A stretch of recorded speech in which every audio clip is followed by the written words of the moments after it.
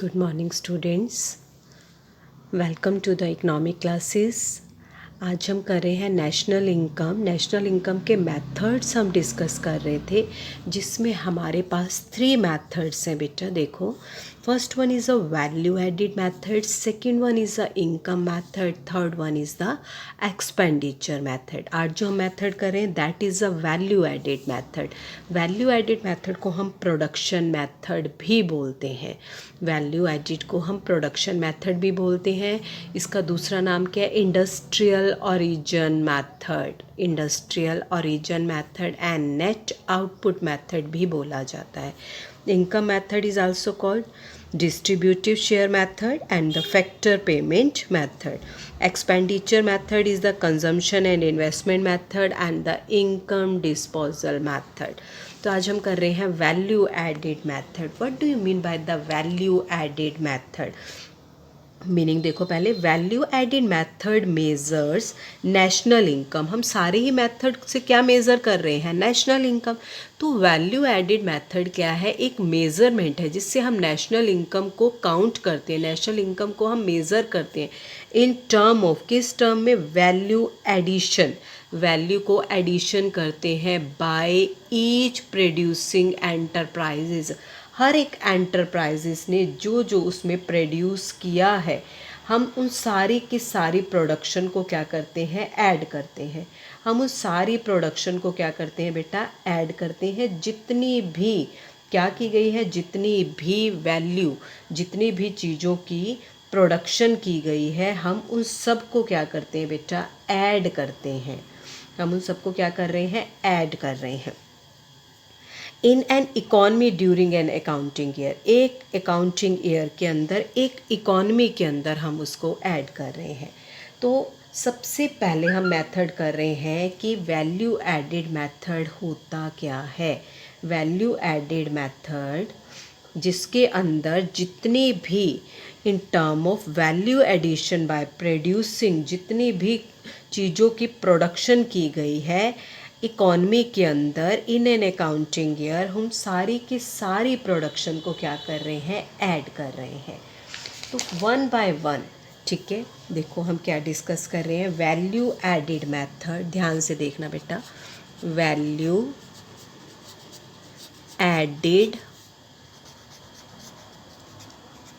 Method, जिसको हम production method भी बोलते हैं, जिसको हम प्रोडक्शन मेथड भी बोलते हैं.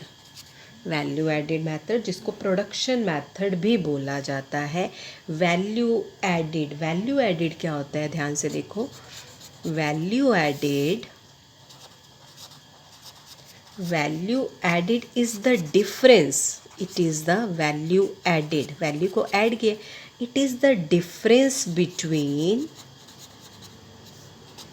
value of output of an enterprises and the value of its intermediate consumption. its intermediate consumption. अब बेटा ध्यान से देखना, ठीक है.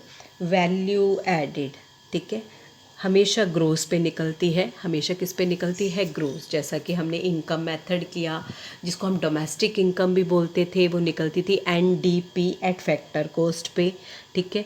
हमने एक्सपेंडिचर किया जिसमें GDP एट मार्केट प्राइस, यानी कि एक्सपेंडिचर कहाँ कर रहे हैं? मार्केट पे कर रहे हैं. तो प्रोडक्शन भी कहाँ, किसके लिए कर रहे हैं? मार्केट में बेचने के लिए कर रहे हैं ना. हम मार्केट में बेचने के लिए हम प्रोडक्शन कर रहे हैं ना. तो ये भी किस पे निकलेगी? मार्केट प्राइस पे. ये भी किस पे निकलेगी? मार्केट प्राइस पे. तो ग्रोस, एक तो value added VA, gross value added at MP, या फिर gross domestic production at market price. दोनों ही इसी के नाम है बेटा, दोनों ही इसी के ही नाम है. अब देखो, GVAMP या फिर GDP एट MP कैसे करते हैं हम? Value of output minus intermediate consumption, intermediate consumption, value of output minus intermediate consumption count किया हमने। ठीक है, अब हम वन बाय वन, पहले मैं एक एग्जांपल से समझाती हूँ बेटा आपको कि वैल्यू ऑफ आउटपुट क्या है, वैल्यू ऑफ आउटपुट क्या है और इंटरमीडिएट कंजम्पशन क्या है। मान लीजिए कि मैं एक एग्जांपल ले रही हूँ यहाँ पर, एक कारपेंटर है। ठीक है, एक कारपेंटर है, कारपेंटर ने क्या किया है, वुड खरीदी है, वुड से उसने क्या बनाई, चेयर बनाई। उसने वुड कितने की खरीदी है, वुड खरीदा जितनी भी, मैं ज़रूरी नहीं कह रही कि वुड खरीदा, वुड खरीदी, वुड के अंदर बहुत सारी, यानी कि जो उसने कंजम्पशन की, एक तो उसने वुड खरीदी, एक उसने फेविकॉल खरीदी, एक उसने जितने भी इंस्ट्रूमेंट, जिसे हम पेच खरीदे। ठीक है, जो भी लकड़ी के लिए उसको ज़रूरत थी एक चेयर बनाने के लिए, वो सारा का सारा रॉ मटेरियल जो उसने खरीदा। ठीक है, तो नो इंटरमीडिएट जिसमें हम नॉन फैक्टर आउटपुट लेते हैं बेटा, नॉन फैक्टर आउटपुट फैक्टर कौन से होते हैं, लैंड, लेबर, कैपिटल, एंटरप्रेन्योर, ये होते हैं हमारे फैक्टर। लेकिन नॉन फैक्टर जिसमें आप कह सकते हो कि नॉन फैक्टर जितना भी रॉ मटेरियल किसी चीज़ की प्रोडक्शन के लिए लगता है, मान लीजिए कि मैं कोई रेडीमेड गारमेंट्स का काम कर रही हूँ, तो मुझे कपड़ा ख़रीदना है, कपड़ा ख़रीदने मुझे शर्ट बनानी है, उसके लिए मुझे बटन ख़रीदने हैं, मुझे थ्रेड ख़रीदना है, मुझे कुछ भी उसमें जो मटेरियल लगता है वो ख़रीदना है। That is my intermediate consumption, that is my intermediate consumption, that is a non factor input.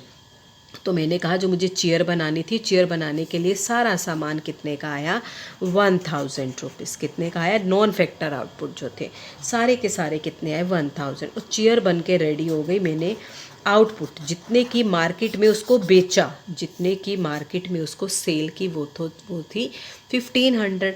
तो मेरे पास वैल्यू एडिड क्या आ गई, 500 रुपये। तो मेरे पास वैल्यू एडिड क्या आ गई, 500 रुपीज़। समझ रहे हो बेटा, 1000 रुपये का मैंने कपड़ा ख़रीदा, बटन ख़रीदे, थ्रेड ख़रीदे, ठीक है, और मैंने शर्ट बनाई, उस शर्ट को मैंने 1500 रुपये में बेच दिया। तो बनाने में मेरी कॉस्ट कितनी आई, 1000, और मैंने बेचा कितने का, 1500 रुपये का। और जो 500 रुपये मेरे पास बच गए, दैट इज़ जो मुझे मिली, इनकम मिली प्रोडक्शन करने के बाद जो मिला, दैट इज़ अ 500 रुपीज़, जिसको मैं कहूँगी gross value added at market price, या फिर GDP at market price, GDP at market price जिसको बोला जाता है। ठीक है, अब देखो कि मैं आपको वन बाय वन बता रही हूँ कि आपको करना कैसे है। ठीक है, अब यहाँ देखो, मैंने आपको कहा कि मेरे पास GVA gross value added at market price, GDP at market price कैसे निकालते हैं, value of output minus intermediate cost भी बोलते हैं, इंटरमीडिएट कंजम्पशन भी, जितना भी, जिसको हमने क्या नाम दिया था, नॉन फैक्टर सर्विस। ठीक है, नॉन फैक्टर कॉस्ट या नॉन फैक्टर सर्विस भी बोला जाता है। अब मैं वन बाय वन उठा रही हूँ बेटा। सबसे पहले value of output, first step है मेरे पास, वैल्यू ऑफ आउटपुट कैसे निकालते हैं। अगर तो आपको सिंपल क्वेश्चन के अंदर वैल्यू ऑफ आउटपुट दिया हुआ है तो that's the well and good, नहीं दिया हुआ तो वैल्यू ऑफ आउटपुट कैसे निकालते हैं, वैल्यू ऑफ आउटपुट।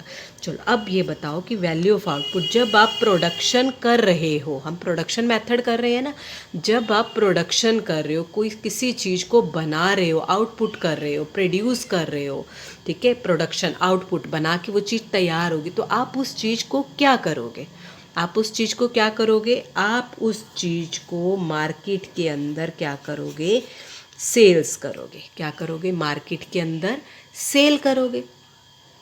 ठीक है, मार्केट के अंदर क्या करोगे, सेल करोगे। ठीक है, या तो सेल करोगे, हो सकता है कि जो आपने प्रोडक्शन की या तो वो सेल कर दी आपने सारी की सारी, हो सकता है कि पूरी की पूरी उस अकाउंटिंग ईयर में वो चीज़ सेल ना हुई हो, तो आपको उसको क्या करना पड़ा, कुछ सामान आपका बिना बिके हुए भी रह गया हो, जिसे हम बोलते हैं change in stock. Change in stock, change in stock बोलते हैं। तो पहले हम इसको करते हैं, फिर मैं एक चीज़ और बताती हूँ आपको। Change in stock you already know कि कैसे निकालते हैं हम change in stock. Change in stock निकालने का फार्मूला क्या है, closing stock minus opening stock. Closing stock minus opening stock. Change in stock का क्या फॉर्मूला है, closing stock minus opening stock. ठीक है, तो चेंज इन स्टॉक तो अगर आपको सीधा चेंज इन स्टॉक दिया है तो आप सीधा ले लोगे, नहीं दिया तो आपको क्या करना पड़ेगा, closing stock minus opening stock करना पड़ेगा। ठीक है, अब आ जाओ दूसरा, ये तो मैंने निकाला चेंज इन स्टॉक। अब आ जाते हैं कि जो मेरी सेल है, जो मेरी सेल है वो सेल क्या होगी। Second point, sale. अगर तो आपको सीधा सेल्स दिया हुआ है तो आप सीधा इंक्लूड कर लोगे। अब सेल आप कहीं पर भी कर सकते हो। आप तो अगर डोमेस्टिक सेल यानी कि अपनी कंट्री के अंदर, डोमेस्टिक टेरिटरी के अंदर जब आप सेल कर रहे हो तो सेल, अगर तो आपको ओनली सेल्स वर्ड दिया है, डोमेस्टिक वर्ड नहीं साथ दिया है, ठीक है, तो आप सेल लोगे। अगर कहीं आपको डोमेस्टिक यानी कि सेल जो है, इसका मतलब है सिर्फ हम अपनी कंट्री के अंदर सेल कर रहे हैं, प्लस हम एक्सपोर्ट भी कर रहे हैं, हम उसको क्या कर रहे हैं, एक्सपोर्ट भी कर रहे हैं। ठीक है, तो अगर तो सिंपल सेल दिया है तो आपको सेल लेना है। अगर कहीं आपको डोमेस्टिक सेल दिया है तो डोमेस्टिक सेल के साथ आपको एक्सपोर्ट भी इंक्लूड करना है।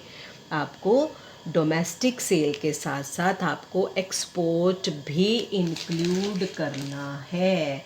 ध्यान रहे बेटा इस बात का कि आपको डोमेस्टिक सेल के साथ एक्सपोर्ट भी इंक्लूड करना है। अगर सेल अकेला दिया है तो वैल्यू ऑफ आउटपुट खाली, ठीक है, लिख देती हूँ, व्हेन द, अगर तो सारा का सारा मेरा माल बिक जाता है, when the entire output is sold, output is sold in an accounting year, एक साल के अंदर सारा सामान बिक गया है, सेल हो गई है, ओनली सेल है, तो आपको एक्सपोर्ट और डोमेस्टिक सेल से कुछ लेना देना नहीं है, आप सिर्फ सेल इंक्लूड करोगे। और अगर सारा का सारा सामान बिक गया है, कुछ भी नहीं बचा है, तो आपको चेंज इन स्टॉक भी इंक्लूड नहीं करना है, यानी कि मेरी वैल्यू ऑफ आउटपुट जो है खाली मेरी सेल के बराबर ही होगी,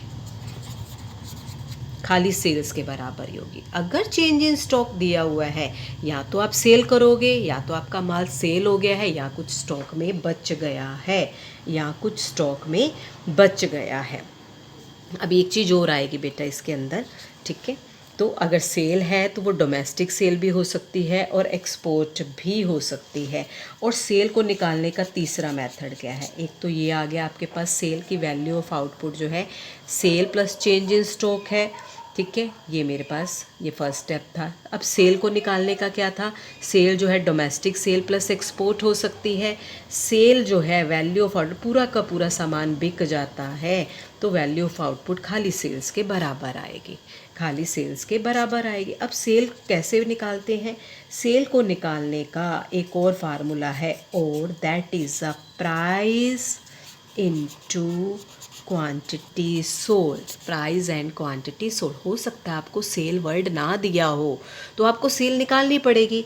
आपको price of the output, price of the output, मान लीजिए ये मैं पेन ही बना रही हूँ, पेन की कॉस्ट कितनी, प्राइस कितना है 20 रुपीज़। मैंने कितने पेन सोल्ड किए, मैंने 100 पेन सोल्ड कर दिए, तो सेल कितने की मैंने, यानी कि ₹2000 मेरी क्या आ गई, सेल आ गई। ₹2000 मेरे पास क्या आ गई, सेल आ गई। ठीक है, अब दोबारा देखो एक बार, ठीक है, वैल्यू ऑफ आउटपुट जो है, वैल्यू ऑफ आउटपुट किसके बराबर होती है,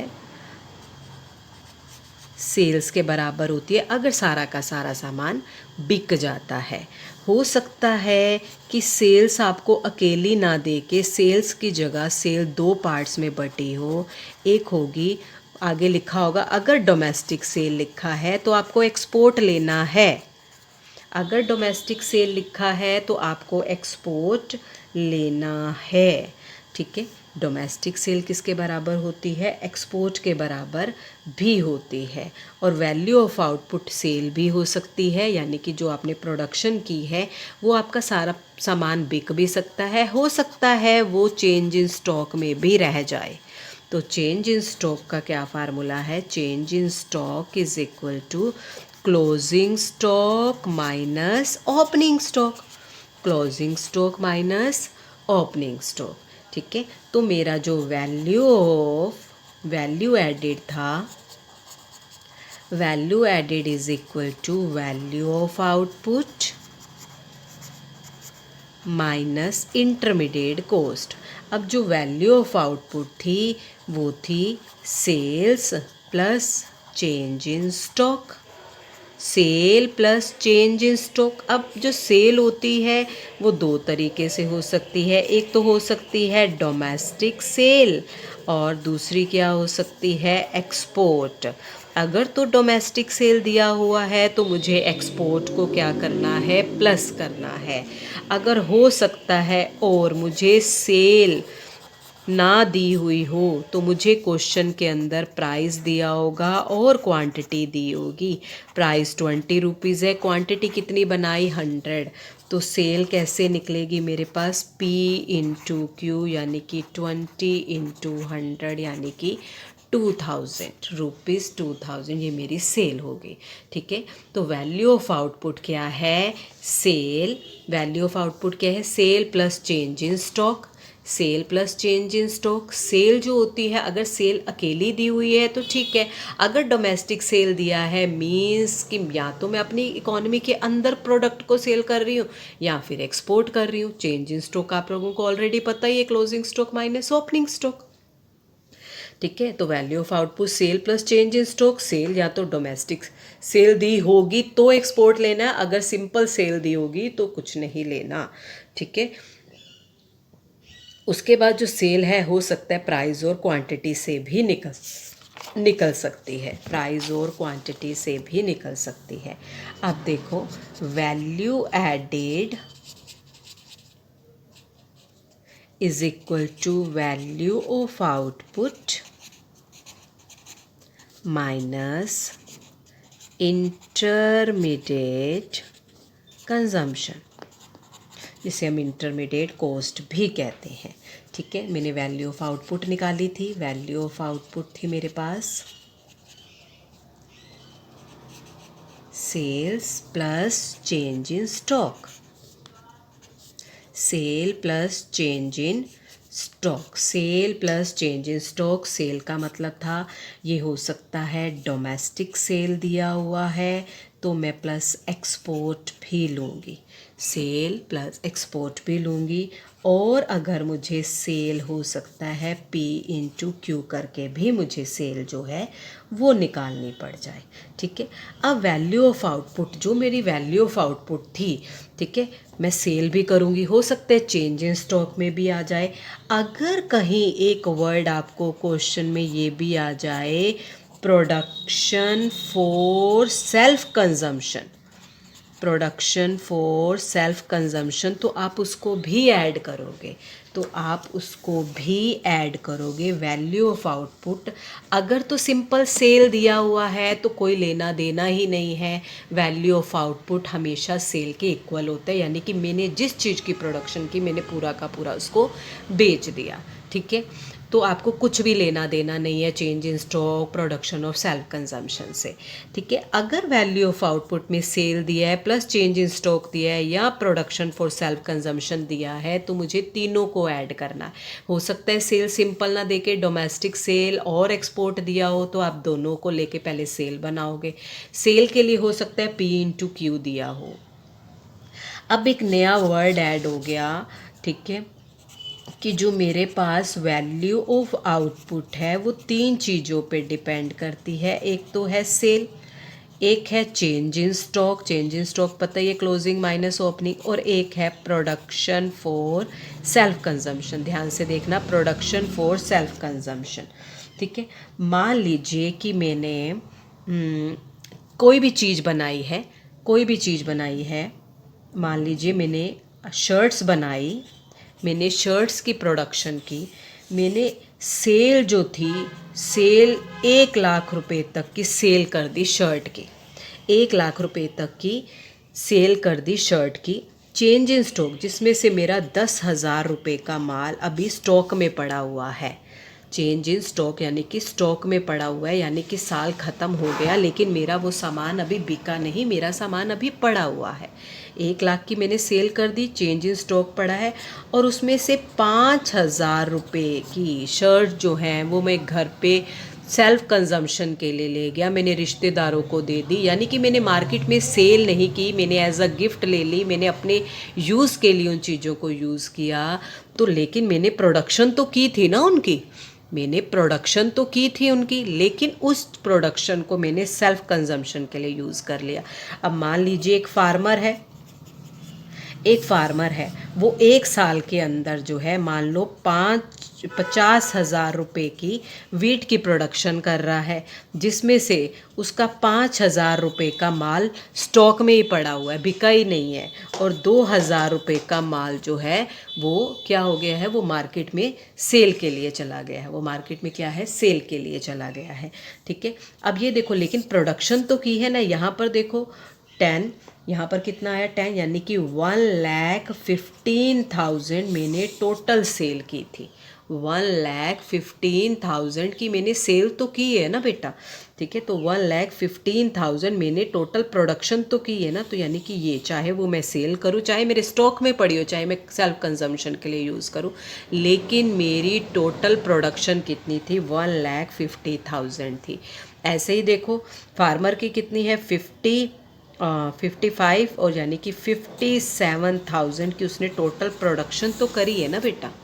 ठीक है, तो that is the value of output, that is the value of output.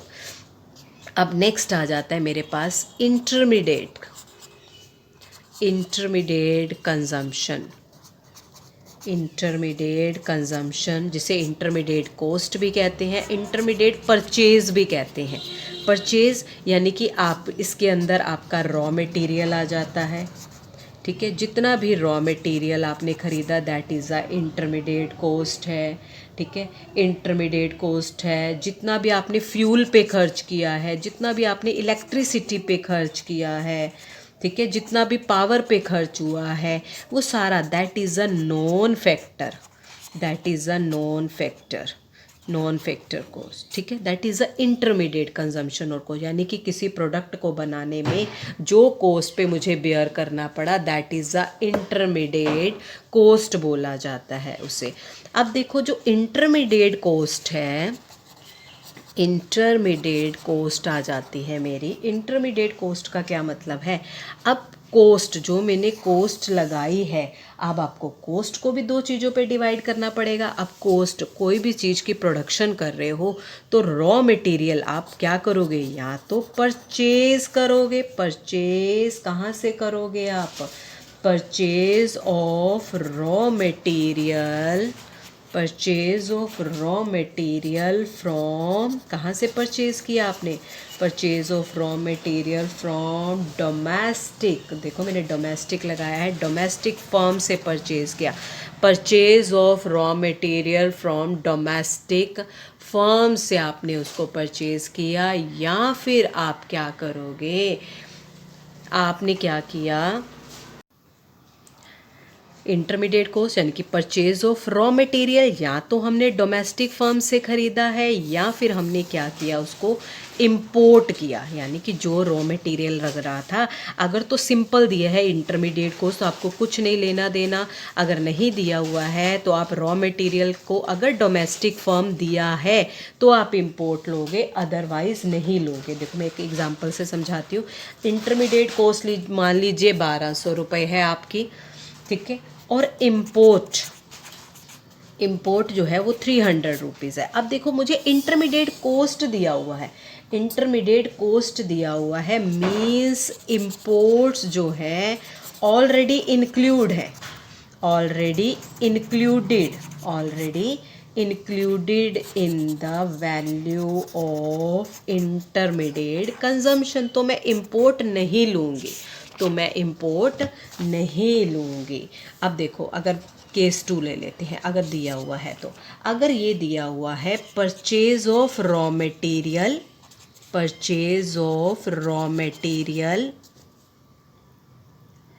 From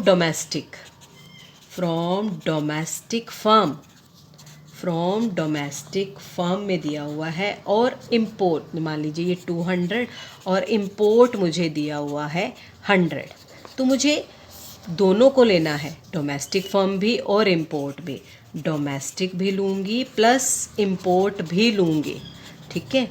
तो ये मेरे पास कितना आ जाएगा, इंटरमीडिएट कोस्ट मेरे पास 300 रुपीज़ आ जाएगा, 300 रुपीज़। अगर मान लीजिए यहाँ पे दिया आपको परचेज ऑफ रॉ मटेरियल, खाली रॉ मटेरियल दिया हुआ है, परचेज ऑफ रॉ मटेरियल 1000 और इम्पोर्ट 200, तो import are not included, import को मैं इंक्लूड नहीं करूँगी, ठीक है।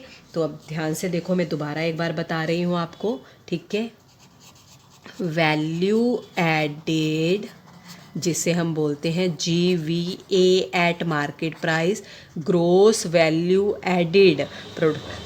प्रोडक्शन किसके लिए करते हैं, मार्केट में सेल करने के लिए, वैल्यू एडेड एट मार्केट को, या फिर GDP at market price. Formula क्या है, value of output minus intermediate consumption intermediate cost. अब जो वैल्यू ऑफ आउटपुट है वो या तो दी होगी sale plus change in stock, या फिर सेल भी हो सकता है, चेंज इन स्टॉक भी हो सकता है, या फिर किसके लिए है, सेल्फ कंजम्पशन,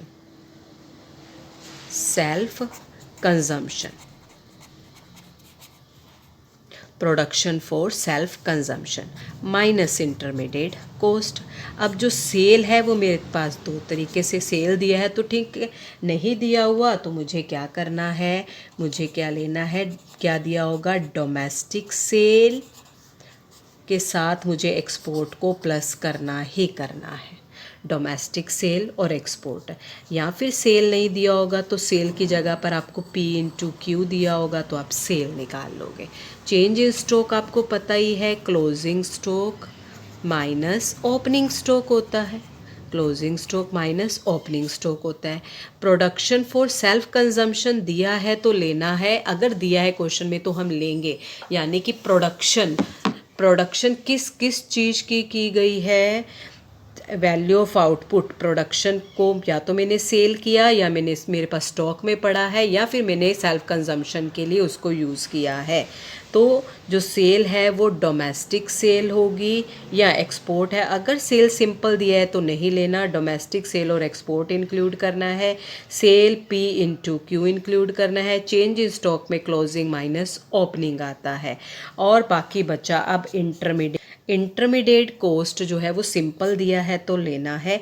सिंपल की जगह अगर आपको ये दिया हुआ है domestic, purchase from domestic firm, और इम्पोर्ट दिया है तो मुझे दोनों को इंक्लूड करना है, purchase from domestic firm plus import को प्लस करना है, तो मेरे पास वो आ जाएगा इंटरमीडिएट कोस्ट आ जाएगा। तो value added, value of output minus intermediate cost होता है। मैंने आपको बता दिया वैल्यू ऑफ आउटपुट के अंदर क्या आता है और इंटरमीडिएट कोस्ट या कंजम्पशन के अंदर क्या क्या आता है। तो ये मेरे पास आ जाएगा GV एट मार्केट प्राइस या GDP एट मार्केट प्राइस। अगर मुझे नेशनल इनकम पर जाना है, NNP at factor coast national income निकालनी है, और मुझे दिया है GDP एट मार्केट प्राइस, तो यू ऑलरेडी नो कि मुझे क्या करना है, मुझे नेशनल इनकम निकालनी है। NNP at factor cost given है, NDP at market price. First point, gross से नेट पर जाना है, ग्रोस से नेट पे जाना है तो माइनस डेप्रिसिएशन। डोमेस्टिक से नेशनल पे जाना है तो प्लस NFIA। मार्केट से फैक्टर पे जाना है तो माइनस NIT करेंगे तो मेरे पास आ जाएगा NNP at factor coast, NNP at factor coast. यहाँ तक तो था बेटा सिंपल थोड़ा सा हमारे पास, लेकिन ज़रूरी नहीं है कि जो आपको वैल्यू ऑफ आउटपुट निकालना है, यानी कि जो प्रोडक्शन करते हैं, हमने कहा जो प्रोडक्शन की वहाँ या तो सेल कर दी जाएगी या चेंज इन स्टॉक में रहेगी। लेकिन अब जो वैल्यू ऑफ आउटपुट है, प्रोडक्शन जो है वो करता कौन कौन है, ठीक है। Who is the producer, who is the producer, who producer है कौन कौन है, हमें ये भी तो देखना है। हु इज़ द प्रोड्यूसर, कौन है वो प्रोड्यूसर जो इस चीज़ को प्रोड्यूस कर रहे हैं। तो कौन प्रोड्यूस करता है, देखो 3 सेक्टर होते हैं हमारे पास। First is a primary sector, secondary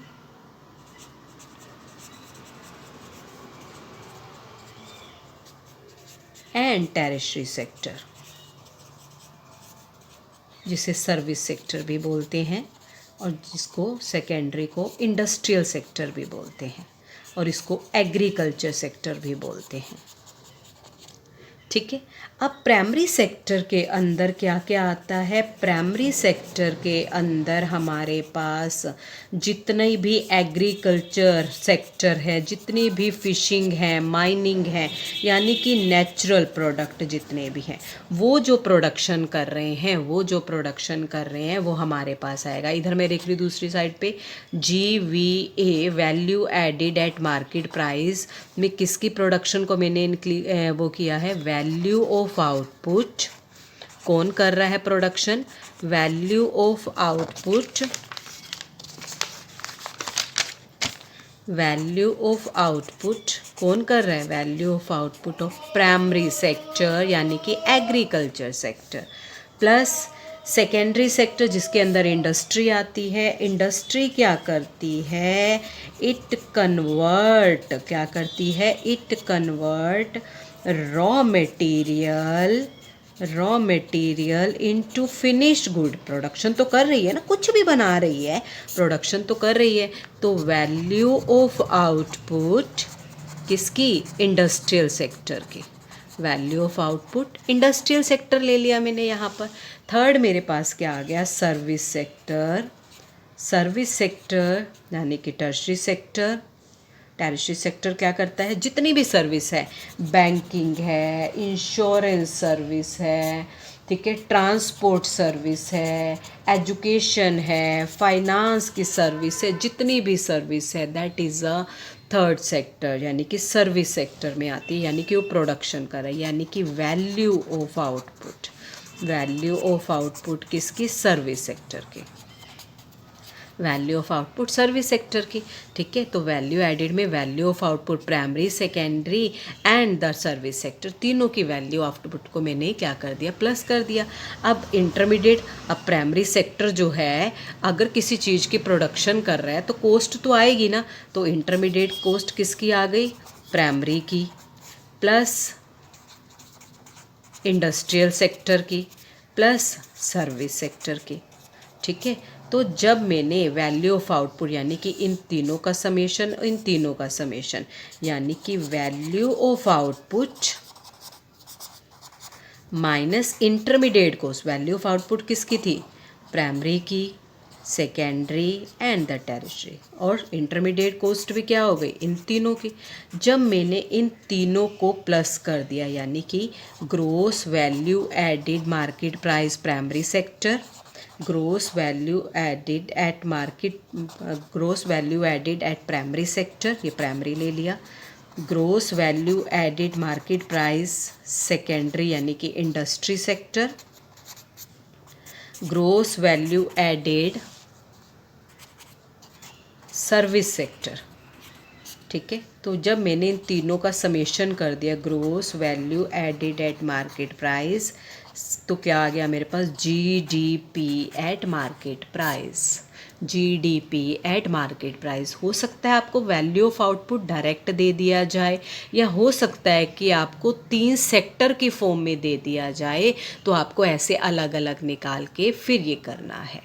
तो आई होप कि आप सबको क्लियर हो गया होगा। जब वैल्यू एडिड निकल जाता है, value added at market price या फिर gross domestic product at market price, ये क्या है हमारे पास, वैल्यू एडिड मेथड। आप स्टेप बाय स्टेप चलोगे कि आपको क्या चीज़ इंक्लूड करनी है, क्या चीज़ इंक्लूड नहीं करनी है, ठीक है। तो इसकी कुछ प्रिकॉशंस भी होती हैं, इसकी कुछ प्रिकॉशन स्टडी कर रहे हैं। First is intermediate. प्रिकॉशन का मतलब है क्या चीज़ हमें नेशनल इनकम में इंक्लूड करनी है, क्या चीज़ इंक्लूड नहीं करनी है। तो जितनी भी इंटरमीडिएट गुड्स होती हैं, हम देखा है ना, जब हम national income value of output minus intermediate cost या कंजम्पशन, तो हम क्या कर रहे थे, माइनस कर रहे थे, यानी कि इंटरमीडिएट गुड्स जो होती हैं हम नेशनल इनकम को उसमें इंक्लूड नहीं करते हैं। क्यों? क्योंकि मैंने 1500 रुपये की वो चीज़ बेची, बनाने में खर्चा कितना आया था, 1000 रुपये, तो 1000 रुपये तो ऑलरेडी इंक्लूड हो गए ना उसमें। तो हम इंटरमीडिएट गुड्स की कॉस्ट को इंक्लूड नहीं करते जब हम नेशनल इनकम कैलकुलेट करते हैं। जब हम सेल और परचेज़ करते हैं सेकंड हैंड गुड, जब हम सेल एंड परचेज़ करते हैं सेकंड हैंड गुड्स, तो उन चीज़ों को इसमें ऐड नहीं किया जाता है, इज़ नॉट इंक्लूड, क्योंकि जब वो फाइनल बन के तैयार हुई थी बिकने के लिए तो ऑलरेडी एक बार इंक्लूड हो चुकी हैं। अगर हम सेल और परचेज़, आपने एक बार गाड़ी खरीदी तो इट्स मीन जब वो गाड़ी सेल के लिए गई वो ऑलरेडी ऐड हो चुकी थी। अब दोबारा आपने सेकेंड हैंड कोई गाड़ी खरीदी, वो तो ऑलरेडी हमारी नेशनल इनकम में काउंट है। अब आपने सेल की, परचेज़ की, तो हम उसको दोबारा काउंट नहीं करते हैं। थर्ड क्या आ जाता है, प्रोडक्शन ऑफ सेल्फ कंजम्पशन को ऐड करते हैं। Production of service of self consumption को ऐड नहीं किया जाता है। सेल्फ कंजम्पशन सर्विस, एक टीचर अपने बेटे को पढ़ा रही है, एक डॉक्टर अपने बेटे का इलाज कर रहे हैं, तो उसके बदले में वो फीस नहीं ले रहे हैं, तो उस चीज़ को इंक्लूड नहीं किया जाता है नेशनल इनकम के अंदर। प्रोडक्शन ऑफ सेल्फ कंजम्पशन, मैंने कहा प्रोडक्शन ऑफ सर्विस को इंक्लूड नहीं करते, लेकिन प्रोडक्शन ऑफ सेल्फ कंजम्पशन को इंक्लूड किया जाता है। इज़ इंक्लूडेड को हम क्या करते हैं, इंक्लूड करते हैं। चेंज इन स्टॉक को भी इंक्लूड करते हैं, ठीक है। Imputed value of owner occupied house, उसको भी इंक्लूड किया जाता है। तो ये हमारी कुछ प्रिकॉशंस थी। आई होप कि बेटा आप सबको ये टॉपिक समझ आ गया होगा, ठीक है। वैल्यू ऑफ आउटपुट, ठीक है, value added is equal to value of output minus intermediate. Value of output मतलब सेल्स करेंगे, sale plus change in stock. अगर सेल सीधा दिया है तो ठीक है, नहीं तो हमें क्या दिया होगा, अगर डोमेस्टिक दिया है, डोमेस्टिक सेल प्लस मुझे एक्सपोर्ट मैं लूँगी ही लूँगी। हो सकता है कि सेल मुझे सीधा ना दिया हो तो मुझे P/Q करके सेल निकालना पड़ जाए, और इंटर और plus production of self consumption को भी ऐड करते हैं। प्रोडक्शन ऑफ सेल्फ कंजम्पशन को भी ऐड किया जाता है। और जो इंटरमीडिएट कॉस्ट है, अगर तो सीधी दी है तो हमें सीधा लेना है, अगर दिया है डोमेस्टिक फर्म से लिया है तो प्लस इंपोर्ट को इंक्लूड करते हैं। तो करने के बाद मेरा आ जाता है जीडीपी एट मार्केट प्राइस। अगर मुझे नेशनल इनकम निकालना है जीडीपी एट मार्केट प्राइस से, तो ग्रोस से नेट पे जाने के लिए माइनस डेप्रिसिएशन, डोमेस्टिक घर से बाहर जाने के लिए NFIA, मार्केट से फैक्टर पे जाने के लिए माइनस NIT करेंगे, तो मेरे पास क्या आ जाएगा, NNP एट फैक्टर कॉस्ट। तो ये हमारे पास था वैल्यू एडिड या production method, value added and production method. Thank you so much beta.